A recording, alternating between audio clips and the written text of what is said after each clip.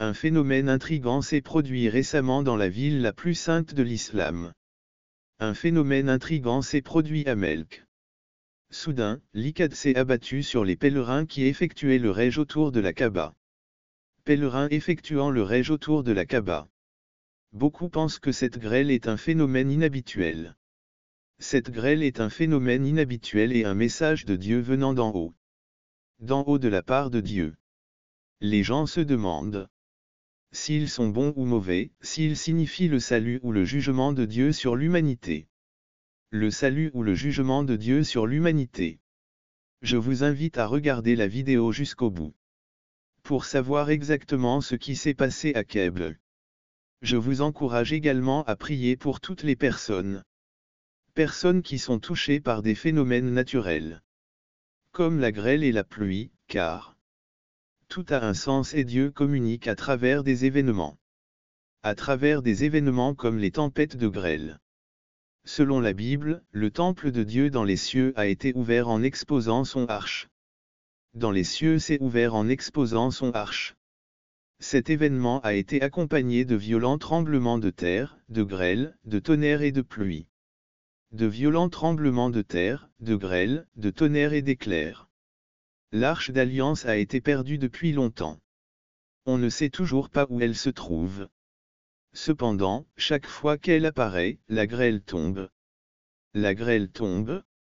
C'est une simple coïncidence? De toute évidence, non. Les grêlons jouent le rôle d'un signe. Du jugement de Dieu, indiquant le jugement final du jugement final du peuple de Dieu. Le temple de Dieu est vu dans le ciel, et non sur la terre.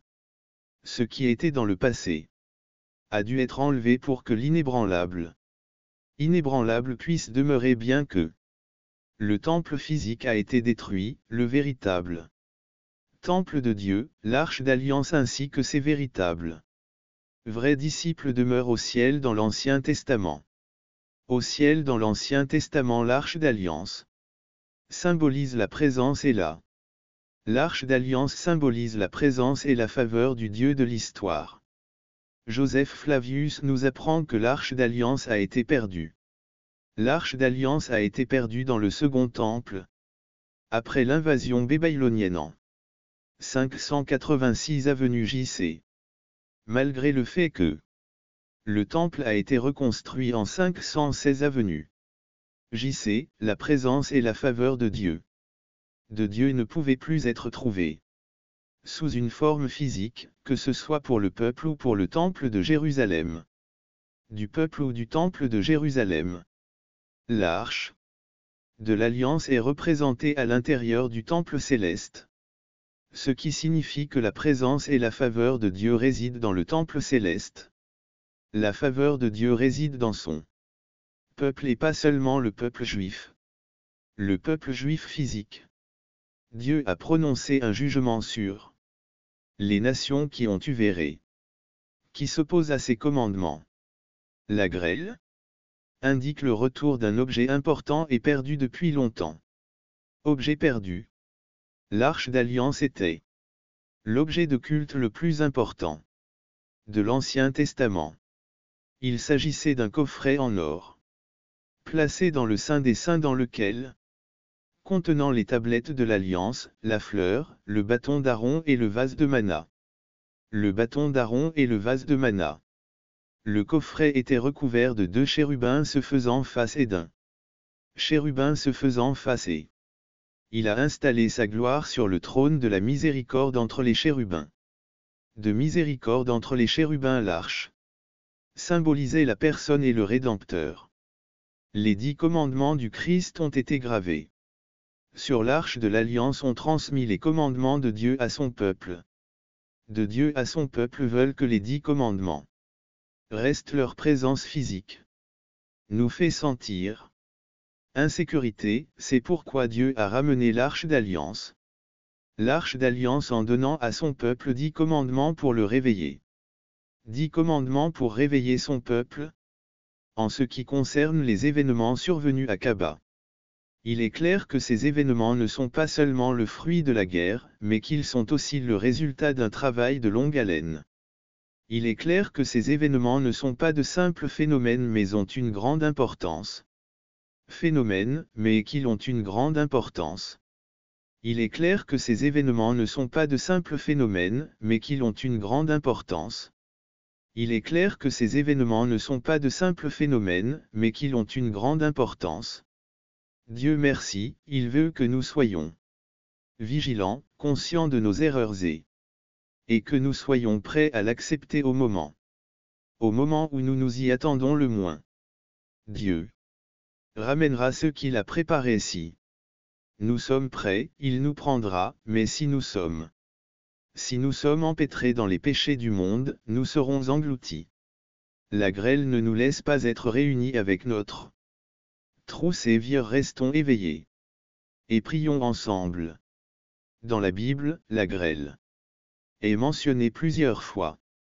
Et l'une d'entre elles, pendant l'Exode, c'est la grêle par laquelle Dieu a puni l'Égypte parce que Pharaon refusait de libérer les. Dieu a dit demain, à peu près à la même heure, j'ai fait tomber une très forte grêle. À peu près au même moment, j'ai fait tomber une très forte grêle. On n'avait pas vu cela en Égypte depuis le jour de sa fondation. Depuis le jour de sa fondation et jusqu'à ce jour, la grêle était le principal fléau de l'Égypte. 7e fléau du 3e cycle de 9 fléaux. De 9 fléaux. Récemment, à Kaaba, un lieu saint pour les pèlerins, la grêle s'est abattue sur la ville. Pèlerins ont été frappés par une tempête de grêle. Cette tempête de grêle a suscité des spéculations quant à sa signification. Certains y voient un signe de Dieu. D'autres y voient un phénomène météorologique naturel. L'interprétation de cet orage de grêle varie et il est important de l'aborder avec un esprit ouvert et dans le respect des différences. De l'aborder avec un esprit ouvert et dans le respect des différentes croyances. La grêle n'est pas un phénomène météorologique. N'est pas un phénomène météorologique rare et peu. La grêle n'est pas un phénomène météorologique rare et peut se produire en raison des conditions atmosphériques naturelles. Atmosphérique naturelle et se forme lorsque les courants ascendants pendant un orage transportent les gouttes de pluie vers le haut. Dans des régions extrêmement froides de l'atmosphère, elles se transforment alors en granules. Granules glacées. Avec le temps, ces granules augmentent de taille et tombent au sol. Au sol sous la forme d'une tempête de grêle. Bien que les phénomènes météorologiques, comme la grêle, ont une explication scientifique. Scientifique dans différentes cultures et religions, ils sont souvent associés à une intervention divine ou signification symbolique à travers le monde. Tout au long de l'histoire, certains textes religieux ont décrit la grêle comme une forme de malheur. La grêle religieuse a été représentée dans certains textes religieux comme une forme de punition divine ou comme un signe d'amour de la part de Dieu. Comme une forme de punition divine ou un signe de jugement imminent dans le contexte de la Kaaba. De jugement imminent dans le contexte de la Kaaba. Lieu sacré pour les musulmans, la grêle peut être interprétée de différentes manières. Les croyants peuvent y voir un rappel de la puissance de Dieu et un appel à la repentance et à la réflexion. À la repentance et à la réflexion. D'autres peuvent, comme un test de foi ou un signe de purification. Un signe de purification. Il est important de reconnaître ces interprétations parce qu'elles sont profondément enracinées et qu'il s'agit de croyances religieuses fondées sur des données historiques et historiques. Religieuses fondées sur des perspectives historiques et culturelles. Les interprétations de la grêle dans la Kaaba sont subjectives. Du point de vue religieux et spirituel.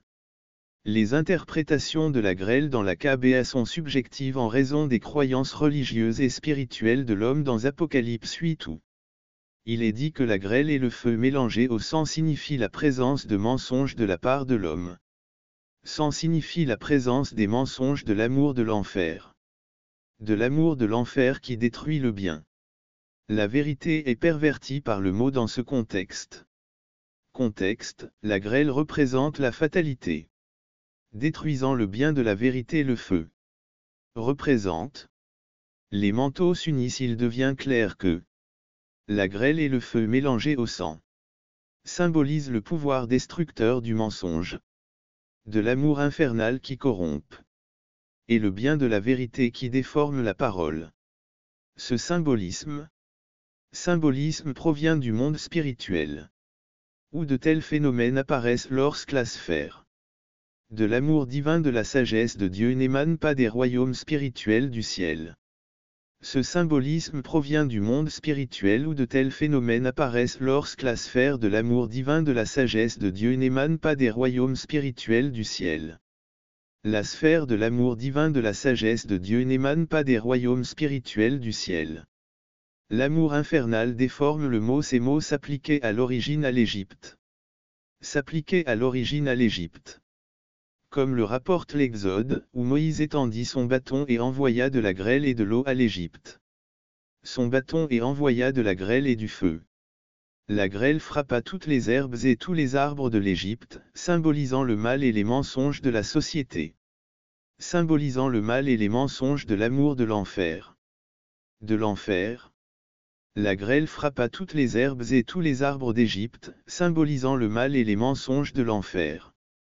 L'Égypte représentait un certain le mal et le mensonge parce que l'Égypte avait une église représentative qui a fini par sombrer dans l'idolâtrie et le mensonge. A fini par sombrer dans l'idolâtrie et la sorcellerie.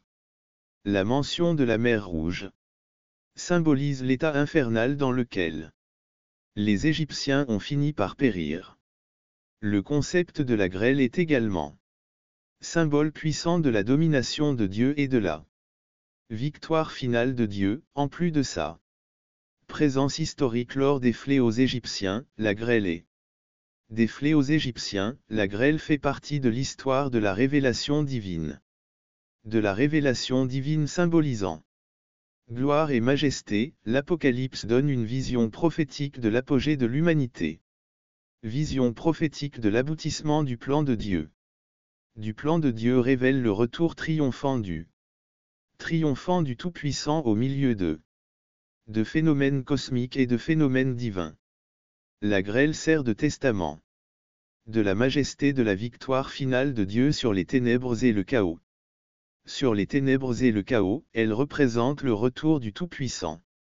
Le retour d'un objet sacré dans l'étreinte de Dieu.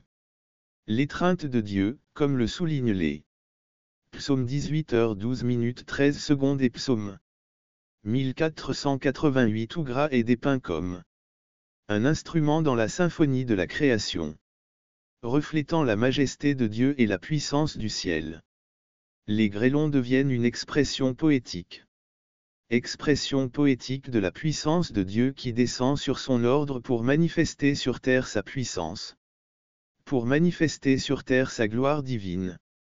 Sa gloire divine lorsque nous examinons l'image biblique de la grêle, elle nous rappelle que la souveraineté de Dieu s'étend au-delà du temps et de l'histoire. Au-delà du temps et de l'histoire, l'attente du retour du Fils de Dieu se reflète dans l'image de la grêle. Toute l'Écriture met l'accent sur l'attente patiente et inébranlable du retour du Fils de Dieu. L'attente patiente et inébranlable de l'accomplissement des promesses de Dieu mentionnées dans la Bible. Pas dans les temps de jugement ou dans les moments de splendeur divine, tout souligne la nature intemporelle du plan de Dieu qui couvre les âges et annonçant le retour glorieux de celui qui attend patiemment la réunion avec son Père. Il est impératif de comprendre la situation dans son ensemble. L'image d'ensemble. Ceux qui sont en Christ sont prêts à s'unir pour s'opposer contre son peuple et contre Dieu. Le jugement sera mesuré au crime de l'humanité. La justice de Dieu au dernier jour inspirera l'adoration et ceux qui, soumis à sa colère, ne seront pas crucifiés. L'orage de grêle peut être un signe de fin et de salut. De salut. La Bible raconte comment Dieu a aidé les Israélites à combattre leur ennemi à l'aide de la grêle, comme le mentionne Josué. Ennemi avec l'aide de la grêle, comme le mentionne Josué. Josué. Cela montre que Dieu a le pouvoir de vaincre nos ennemis si nous croyons en lui et le servons comme il a vaincu les ennemis des Israélites, tout comme Dieu a répandu la grêle sur l'Égypte pour sauver son peuple de l'esclavage et l'emmener vers la terre promise. De l'esclavage et l'amener à la terre promise. La terre promise. La grêle est mentionnée pour illustrer la colère de Dieu contre ceux qui ne suivent pas ses commandements. Qui ne suivent pas ses commandements. Pharaon qui ne croyait pas en Dieu et refusait. Et a refusé de lui obéir a été puni avec tous ceux qui ont désobéi à ses commandements. Tous ceux qui ont désobéi à ses commandements. Ceci nous enseigne que Dieu punit les injustes tout en protégeant les justes de sa colère. Colère.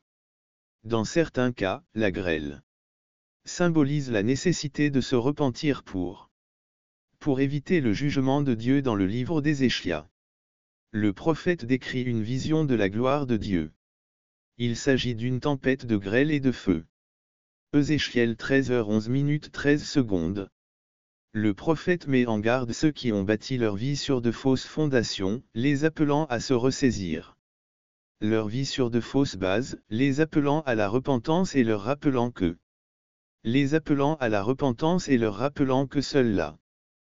seule la grâce de Dieu peut les sauver de son jugement. Comme dans l'histoire du grand déluge, qui était le jugement de Dieu, il y a eu des bénédictions lorsque la pluie s'est arrêtée. Après que la grêle de punition soit passée, il y aura un renouveau, une restauration et renaissance. L'orage de grêle est une métaphore puissante de la façon dont Dieu prend soin de son peuple. De la façon dont Dieu prend soin de son peuple. Il les accompagne et transforme leur vie. Dieu utilise la grêle pour bénir et pour punir. Sur le plan spirituel, on dit que la grêle est un signe de la colère de Dieu. C'est un signe de la colère de Dieu. La Bible illustre la colère et le courroux de Dieu envers ceux qui l'insultent et insultent son peuple, en les frappant de la grêle, ce qui entraîne la mort et la destruction, de sorte que la grêle peut spirituellement indiquer le mécontentement et le jugement de Dieu. Le mécontentement et le jugement de Dieu sur ceux qui persistent dans leur impiété et qui rejettent sa grâce et son invitation à la repentance. Ainsi, le symbolisme de la grêle et du feu, mélangé au sang dans la révélation, traduit le pouvoir destructeur de la fatalité. 2. L'infernal corrompt la vérité et corrompt la parole. Corrompt la vérité et corrompt la parole. Les images de la grêle dans la Bible sont multiples et représentent la domination de Dieu, la victoire de la colère et la nécessité de se repentir.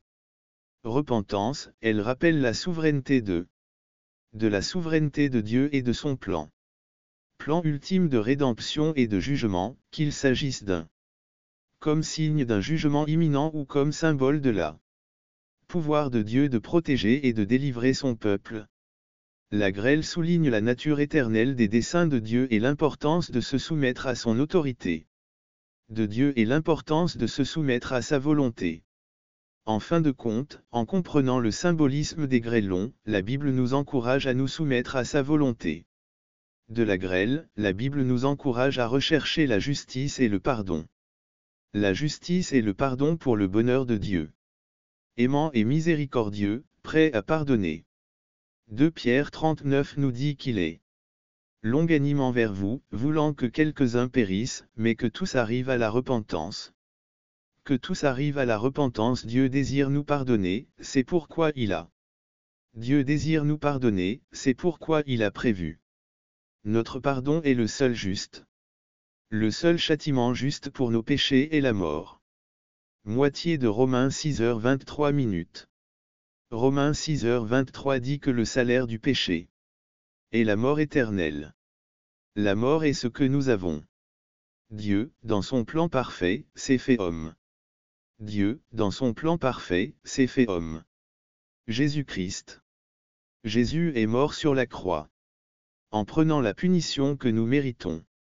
La mort de Corinthiens 5h21 nous enseigne que Dieu a créé le péché en lui, qui n'a pas eu de péché. Que Dieu a créé le péché en celui qui n'avait pas de péché pour nous, afin qu'en lui nous puissions devenir les mêmes que les autres. Péché pour nous, afin qu'en lui nous devenions la justice de Dieu. La justice de Dieu. Jésus est mort sur la croix. Il a pris le châtiment que nous méritions. En tant que Dieu, la mort de Jésus a donné le pardon des péchés du monde entier. 1 Jean 2h2. Proclame qu'il est le sacrifice expiatoire. Un sacrifice pour nos péchés, et pas seulement pour les nôtres, mais pour les péchés du monde entier. Jésus est ressuscité des morts. Jésus est ressuscité des morts, proclamant sa victoire sur le péché et la mort. Sur le péché et la mort. La moitié de Romains 6h23 am. Romains 6h23 est vrai mais le dos de Dieu. De Dieu est la vie éternelle par Jésus-Christ. Or Lord do you want your? Dies do you have? Un sentiment angoissant de culpabilité que vous ne pouvez pas vous débarrasser du pardon de vos péchés est possible si vous croyez en Jésus-Christ comme votre Sauveur.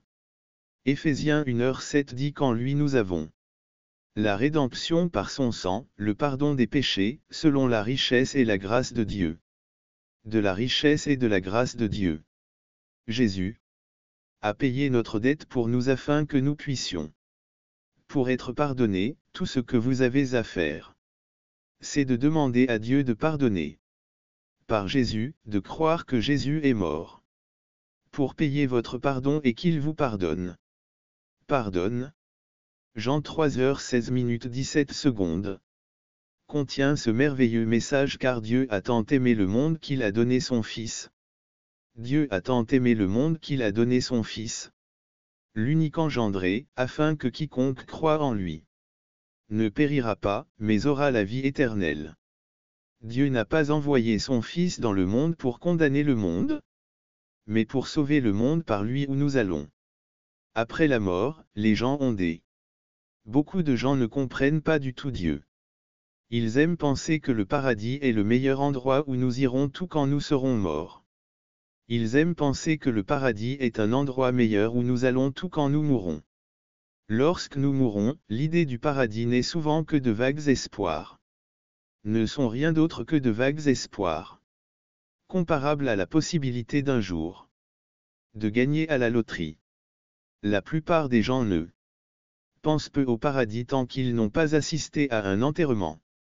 Jusqu'à ce qu'ils assistent à un enterrement ou jusqu'à ce qu'un proche d'un être cher. Le paradis est souvent appelé.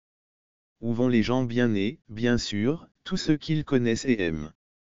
Tous ceux qu'ils connaissent et qu'ils aiment entrent dans la catégorie des bonnes personnes, mais la Bible parle beaucoup de la vie après la mort et c'est un sujet très important. Sur la vie après la mort et c'est, contrairement à la croyance populaire, l'évangile de Jean. 3h01, il est dit car Dieu a tant aimé le monde qu'il a donné son Fils unique. Que de son ancien mode de vie. À la suite du Christ, Marc Yann.